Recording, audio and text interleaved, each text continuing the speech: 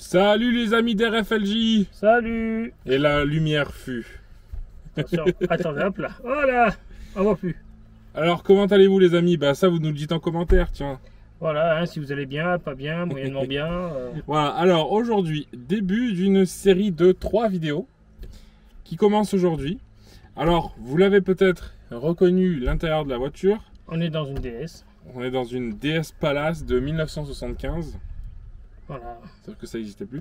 Bon bref, du coup, aujourd'hui, on va faire la première partie d'une série de 3 vidéos. On va parler de la Citroën Diane, vous l'avez reconnu à l'intérieur, et de la Renault 4. Donc les deux concurrentes de l'époque, fin des années 60, toute la décennie des années 70, voilà, et le début des années 80. Et fin de production de l'ère 4 en 94. Voilà. Ça, tu le... Ça, je l'ai imprimé, t'as vu? Tu l'as imprimé. Alors, du coup, voilà, aujourd'hui, la première, on débute cette série-là avec donc la première vidéo qu'on va faire sur la Diane. Alors, la Citroën Diane qui m'appartient, que vous avez déjà vu en vidéo il y a 3 ans quand je l'ai acheté, petite fiche en haut. Et à cette époque-là, on avait qu'on a dit comme connerie encore dit quelques petites conneries. On ne connaissait pas assez bien la voiture, pas seulement cet exemplaire-là, mais aussi plus globalement le monde de la Diane. Aujourd'hui, 3 ans plus tard, on a pris de l'expérience. Non, c'est pareil. Et même si je dis pas qu'on est des spécialistes, mais on en sait un peu plus quand même. Donc ça va être l'occasion aujourd'hui de corriger certaines erreurs qui ont été faites il y a 3 ans. Et puis, qu'il y a une connerie. Voilà, et puis de parler un petit peu de mon ressenti 3 ans après, 3 ans de vie en Diane, et parler un petit peu des choses qui ont été faites, des choses qui n'ont pas été faites, qui restent à faire, et puis vous la montrer comme ça par-ci par-là. Alors cette voiture, vous l'aviez déjà vue plus récemment en vidéo, puisque je l'ai fait un peu de mécanique dessus, des vidanges, etc. Et je vous l'avais fait voir en vidéo. Donc ça, bon ben c'est pareil, c'est disponible sur la chaîne si vous voulez voir des vidanges, si vous voulez voir vidange boîte, vidange moteur, et puis changement. Ah oui, j'avais travaillé sur un cardan aussi, j'avais changé les soufflets. Donc voilà. Donc aujourd'hui, on va parler de ça, et puis la semaine prochaine, on retrouvera sa concurrente directe, la Renault 4. Mais en mauvaisement appelée 4L. Ouais, mais en attendant, eh ben, c'est parti, allons-y. Reste avec nous.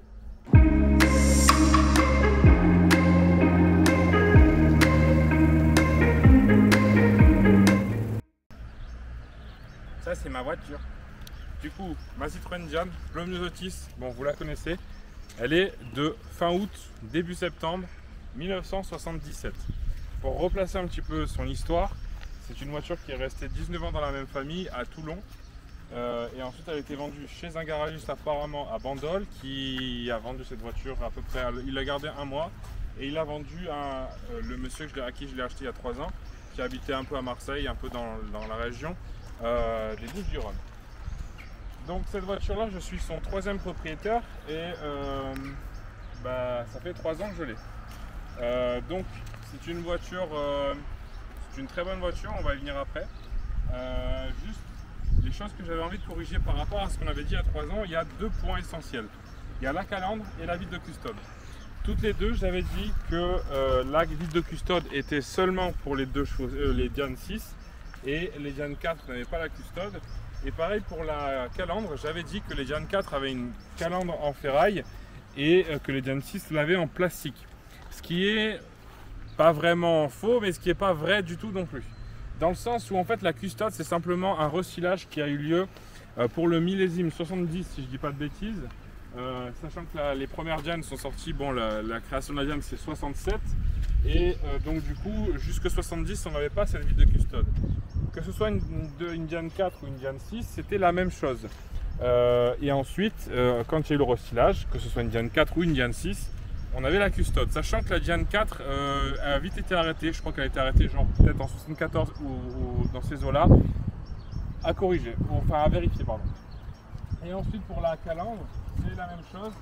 La calandre, c'est pareil, c'est juste une histoire de restylage. En réalité, les calandres de Diane, il y a eu 2 calandres principales, une en ferraille, une en plastique.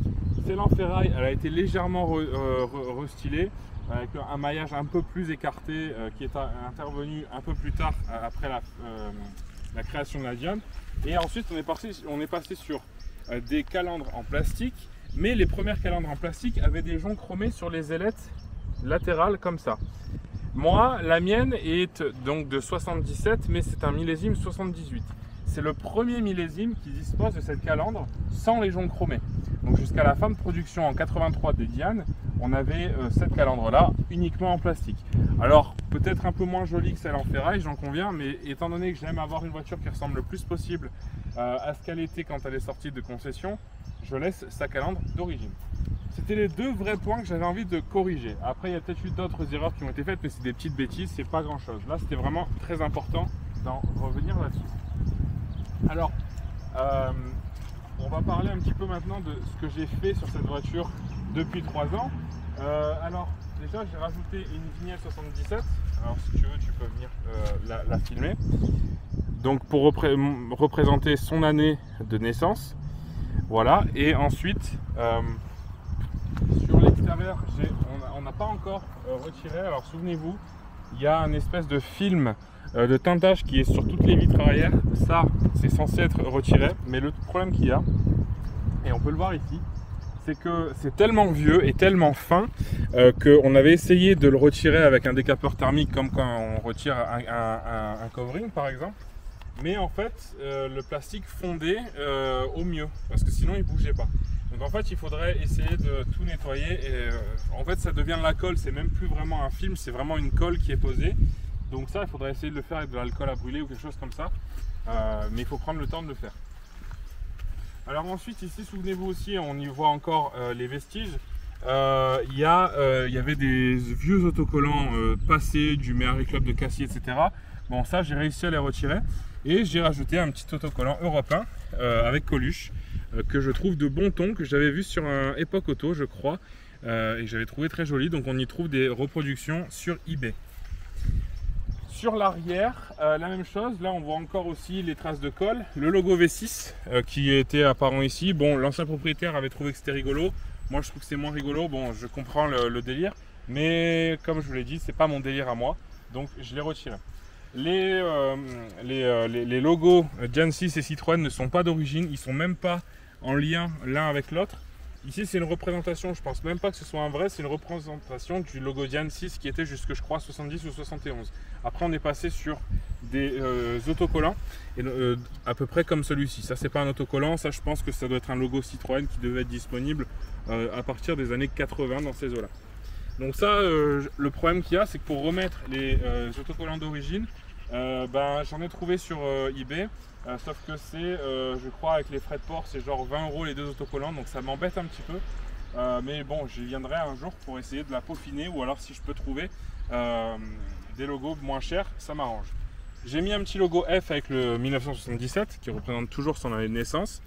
Vous l'avez vu, je suis passé en plaque noire. Alors à l'époque, je ne sais pas si vous l'aviez vu parce qu'on avait mis les cache-plaques. Aujourd'hui, bon, je ne les ai pas mis, c'est pas grave, la plaque, c'est pas grave.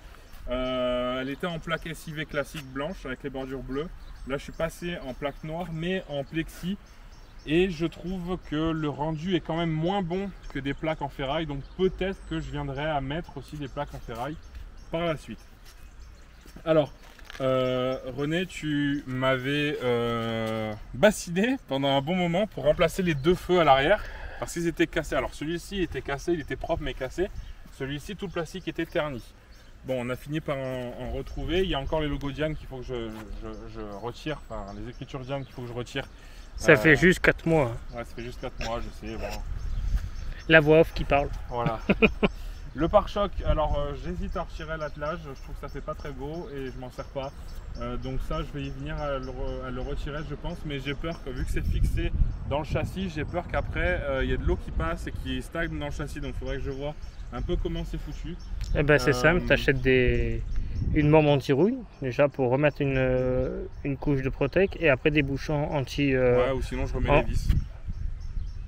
Ou tu remets les vis, mais le mieux c'est de mettre des bouchons en caoutchouc. Ouais, je verrai un peu ce que je ferai. Et le pare-choc, normalement, il est un peu plus haut. Je crois que là, c'est des attaches de pare-choc de 2 chevaux, alors que normalement, il devrait être un peu plus haut. Je pense qu'il devrait venir à fleur des feux. Voilà, ça c'est pareil, il faudra que je m'en occupe. Alors, le haillon, je vais vous l'ouvrir. Vous le verrez aussi, on l'a ouvert dans la troisième vidéo de cette série. Le problème qu'il y a, c'est qu'il y a 3 ans, je n'avais pas pu vous le faire voir parce parce qu'il était bloqué au niveau de la serrure. Aujourd'hui, je peux difficilement vous faire voir parce qu'on a changé la traverse supérieure de haillon qui était bouffée par la rouille, souvenez-vous, je vous l'avais fait voir il y a 3 ans. Donc ça c'est bon, ça a été fait, sauf que ben, génial, les pièces neuves, ben, j'ai une patte de fixation, enfin la charnière de fixation de ce côté là qui est dessoudée.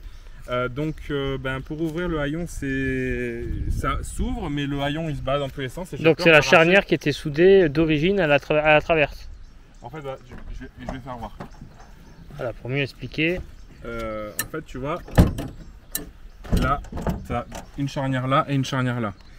En fait, quand tu achètes la traverse supérieure, tu achètes toute cette partie-là. Et les charnières sont fixées déjà dessus. Sauf que, ben, vive la qualité, ça c'est dessoudé. Et je suis désolé, mais vu la qualité de soudage, genre en petits points, ouais, c'est clair. Jamais ça tient. Donc je m'en sers plus pour l'instant, je l'ai condamné. C'est chiant, il va falloir que j'aille chez nos amis du Provence Auto Retro Club pour faire un peu de soudure, mais c'est pareil, il faut trouver le temps d'y aller. Donc voilà, pour l'instant ça reste comme ça. Alors je fais attention, je l'ouvre plus parce que j'ai peur d'arracher la deuxième. Malheureusement, oui, la deuxième charnière. Tu vas faire. Là, c'est grâce à elle que je peux encore rouler avec cette voiture parce que sinon le haillon, il s'en va, il tiendra plus. J'ai un coffre à double fond avec donc ça, je crois que c'était une option, la plaque noire que vous voyez. Et en dessous, on peut accéder encore à un deuxième coffre. Donc c'est très pratique pour mettre des affaires. Et puis ici on a la banquette arrière qui est rabattable, donc d'un seul bloc, et ensuite on peut encore la rabattre l'assise et faire comme des voitures modernes. On peut aussi démonter la banquette très facilement. Après pour l'extérieur, je crois que c'est à peu près tout ce qui a été fait. Je fais le tour.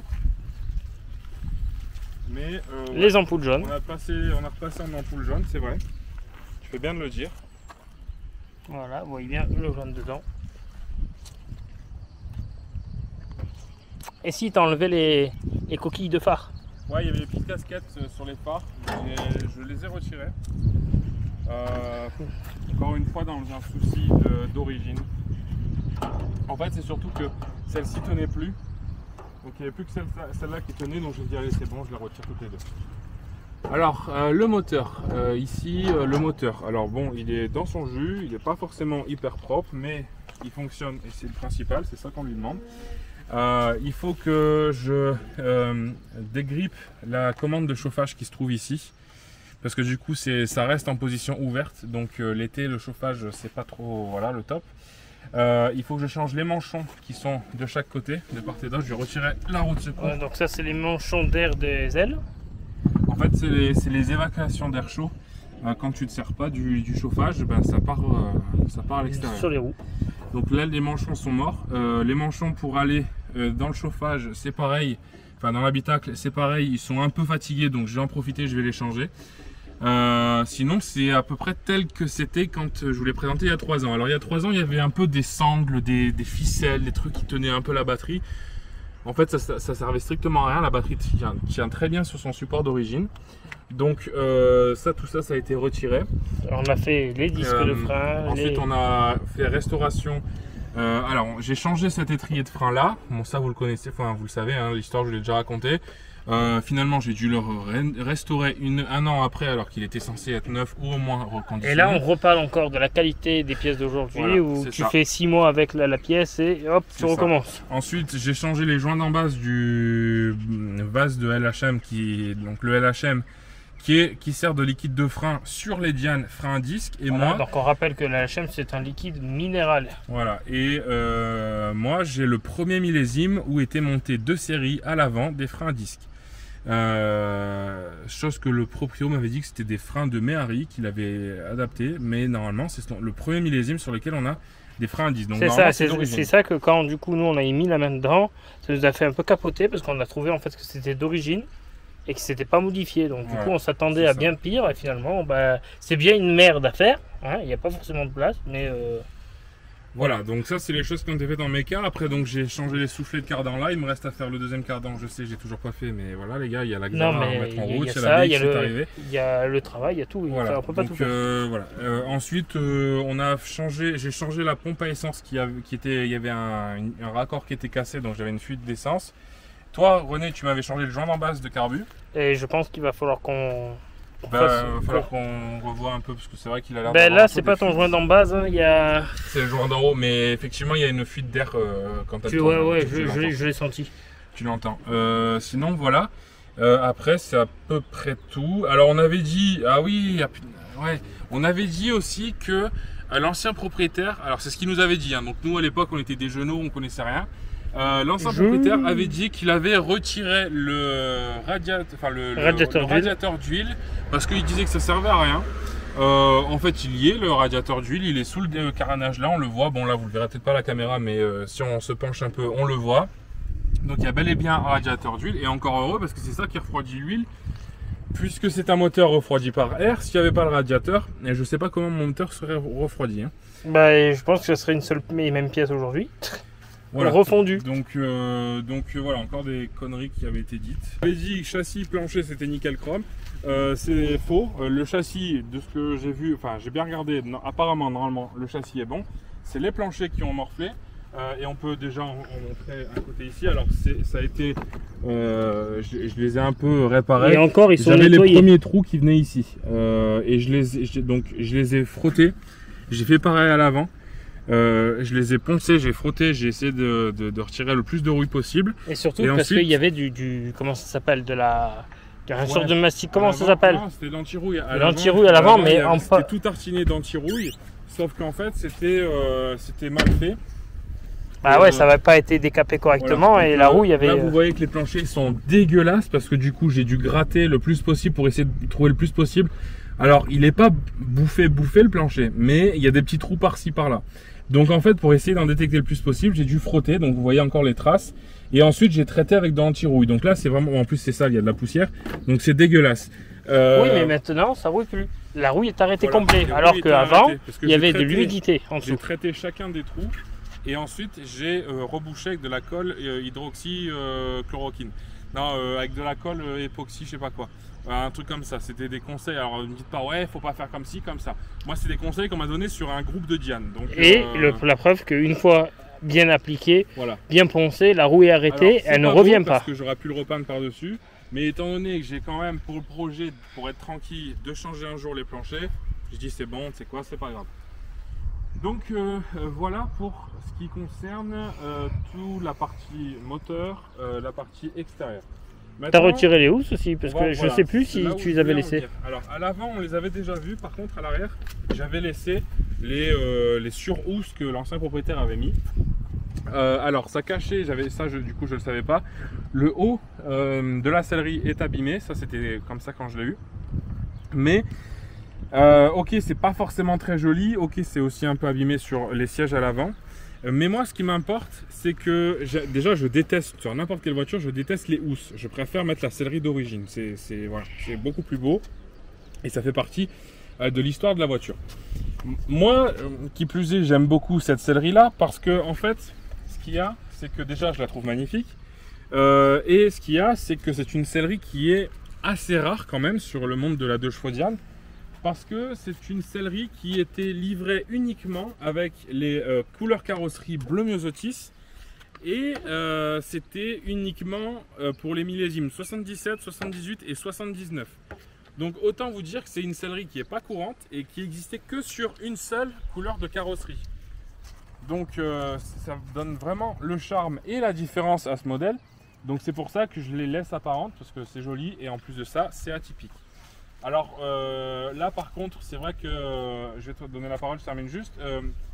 C'est vrai que sur les sites genre Méhari Club de Cassis, le Rénov de chevaux, etc. On retrouve plein de selleries différentes et cette sellerie là est particulièrement difficile. C'est ce que j'allais te dire.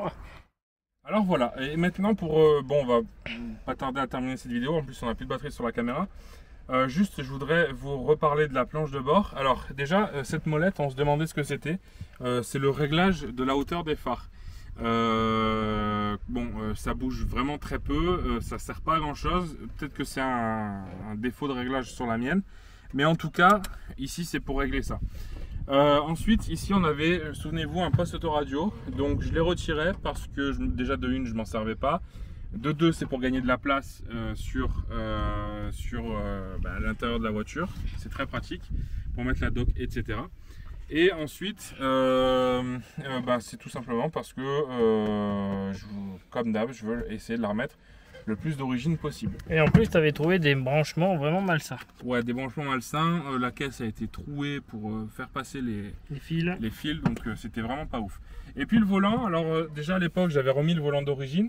Et là, juste à l'instant, j'ai défait la housse qu'il y avait. Je l'ai remis en noir, donc ça c'est le volant 100% d'origine.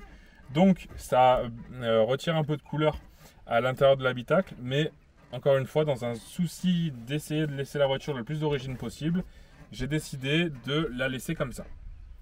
Voilà, en tout cas pour ce que j'avais à vous dire. Voilà les amis, donc on a fait le tour un petit peu de ce qui a été fait. Bon, ce qui reste à faire, pas grand chose. Bon, il va y avoir les planchers à changer un jour ou l'autre. Défaire les films de teintage ça, sur les vitres. Je pense qu'on va y passer quelques heures. Voilà, après qu'est-ce que je voulais faire d'autre? Ouais, peut-être pour voir, pourquoi pas remettre des autocollants. J'aimerais bien mettre un Citroën Préfère Total sur la lunette arrière.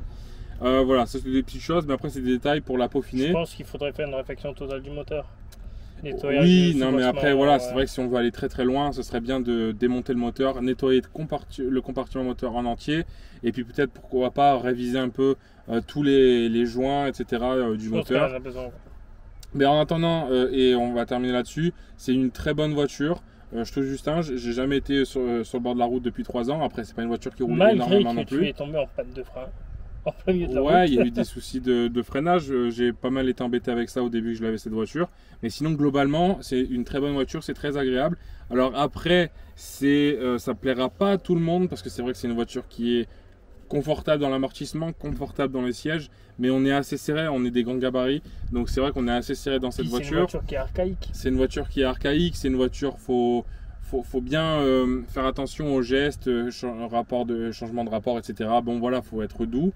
Après, pareil au niveau la sonorisation, bon c'est une voiture qui fait du bruit, c'est une voiture qui sent, voilà, c'est une voiture vivante, extrêmement vivante, qui a une vraie âme. Et puis, comme je l'ai dit, c'est pas une voiture qui plaira à tout le monde, mais c'est une voiture qui, dans l'esprit, est vraiment chouette. Elle est cool, c'est une voiture cool, c'est une voiture d'été. Je me régale jamais autant que l'été avec cette voiture. Ah bah, tu m'étonnes avec la capote, etc. qui s'ouvre. C'est vraiment une voiture chouette. Voilà, ce qu'il y a de bien, c'est que du coup avec notre collection on a plusieurs genres de voitures et on peut parfois quand je l'utilise moins, que j'utilise plus une autre, quand je la retrouve, ça me fait un grand plaisir. C'est ça, moi bientôt je vais retrouver ça avec la mienne, ça va être cool. Voilà, c'est ça. Donc voilà, alors c'est une voiture qui me sert pour aller à des rassos. Après en ce moment je m'en sers un peu plus en tant que daily. Et c'est très agréable d'ailleurs de s'en servir en tant que daily. C'est une voiture, ouais, on fait un peu tourner la tête quand même. Alors j'ai l'impression peut-être un peu moins que la BX, parce que la BX est plus pétante au niveau de la couleur. Mais celle-là, c'est vrai qu'elle passe pas inaperçue. Et puis c'est une voiture qui attire la sympathie. Donc voilà. Et puis elle se débrouille bien en ville. Hein. Très bien en ville, ouais, ça se voit que c'est son domaine. Voilà, après, juste, je veux terminer avec une chose, c'est qu'au niveau des freins, j'ai une petite prise d'air. Alors, ça freine, hein, tu appuies, ça pile. Mais j'ai une petite prise d'air, il faut appuyer 2 fois sur la pédale pour avoir la bonne sensation à la pédale. Bon, après, si tu appuies qu'une fois, ça freine, hein, comme je dis, ça pile. Mais il y a une petite prise d'air qu'on a trouvée donc, dans les joints d'en base. Encore une fois, un truc que j'ai changé, mais qui apparemment n'est pas ouf. Donc, je vais changer les joints d'en base du bocal de LHM. Encore une fois. Ça, c'est dû encore à la qualité. Enfin, on n'a pas le temps de prendre le joint, il se déchire. C'est ça. Même neuf, tu fous de la gueule, quoi. Et oui, un truc qu'on a oublié, c'est qu'on avait changé un cylindre de roue à l'arrière. On a galéré avec ça. On a galéré avec ça parce que... En plein hiver, les copains, en plein hiver, on se pelait. Non, c'était l'été. C'était l'été parce que je devais... On avait commencé en hiver. Ah oui, enfin, on avait commencé à faire un peu, à revoir un peu tout le système de freinage. Et en faisant une purge, j'ai la vis de purge, le cylindre de roue qui s'est émietté là où on mettait la vis. Donc du coup, ben, comme deux cons, on a essayé de le réparer. On a essayé de le réparer, on a essayé de le boucher avec du papier, enfin c'était n'importe quoi. J'ai commandé un cylindre de roue qui n'était pas le bon parce qu'il y a deux types. Il y a OLHM et il y a les freinages au Lockheed aussi. Vu que c'est des tambours à l'arrière, c'est pas forcément d'avoir des disques et donc du LHM. Et donc du coup, c'était pas le bon, j'en ai commandé un. C'était une catastrophe. Quand René il appuyait, moi je regardais à la roue, ça pissait, le truc il n'était pas étanche du tout. Du coup, j'en ai racheté un sur un autre site et en même temps j'ai fait une réclamation sur le site que j'avais commandé. Je dis pas les noms des fournisseurs parce que c'est, enfin des sites parce que c'est pas leur faute. C'est les fournisseurs qui fournissent pas des pièces de qualité. Et d'ailleurs le site sur lequel j'avais fait une réclamation, ils ont été très gentils, ils ont même pas cherché à comprendre. Ils m'ont renvoyé une pièce gratuitement. Donc ce qui fait que j'en ai une en stock en plus, donc c'est cool. C'est ça. Ça fait plaisir. Voilà pour le tour. Alors ceux qui aiment, qui voudraient avoir un historique de la Diane, du modèle en lui-même, c'est disponible sur la première vidéo qu'on avait tournée il y a 3 ans. Après, dites-moi en commentaire si vous avez envie que je vous refasse avec un peu plus de précision qu'à l'époque, parce que je connais un peu mieux le sujet qu'à l'époque. Vous n'hésitez pas, je vous en parlerai avec plaisir. Ah voilà, donc il est temps de nous quitter sur ces belles paroles. Voilà, donc première partie de cette série de 3 vidéos aujourd'hui qui se termine avec donc la Diane, la présentation de la Diane. Et la semaine prochaine, on retrouvera donc sa concurrente, la Renault 4, qui aura droit à sa présentation globale. Et ensuite, on aura le comparo un petit peu rigolo entre la Diane et la Renault 4. Alors, on s'est foutu une baston. Alors, d'une force, vous n'allez pas revenir. Ouais, un bon combat de boxe, parce que les vidéos, on les a déjà tournées tout à l'heure. Donc, beau combat de boxe, donc n'hésitez pas. Si vous voulez assister à tout ça, ben, vous vous abonnez, vous activez la clochette, vous partagez, vous likez, vous commentez, vous faites tout ce qu'il y a à faire. Et puis soyez présents parce que cet été risque d'y avoir du lourd. J'ai un peu des idées qui vont venir. Il va y avoir des rassos, des balades, des rencontres avec des proprios. Ma BX qui va être dévoilée sur la chaîne que vous avez déjà vu du coup il y a quelques jours quand on a parlé de la CX de René. La CX de René qui, je l'espère, devrait être terminée durant l'été. Normalement, elle devrait être terminée mi-juillet. Voilà, donc vous retrouverez sa CX aussi dans quelques semaines. Au mieux. S'il n'y a pas de nouvelles pétouilles. C'est clair. Voilà. Ensuite, Peugeot 406, je pense qu'il va arriver sur la chaîne. Et puis d'autres modèles qu'on verra d'ici là. Voilà. Donc les amis, merci de nous avoir regardés. On se retrouve bientôt pour une nouvelle vidéo. Et on se dit à bientôt. Et portez-vous bien. Ciao.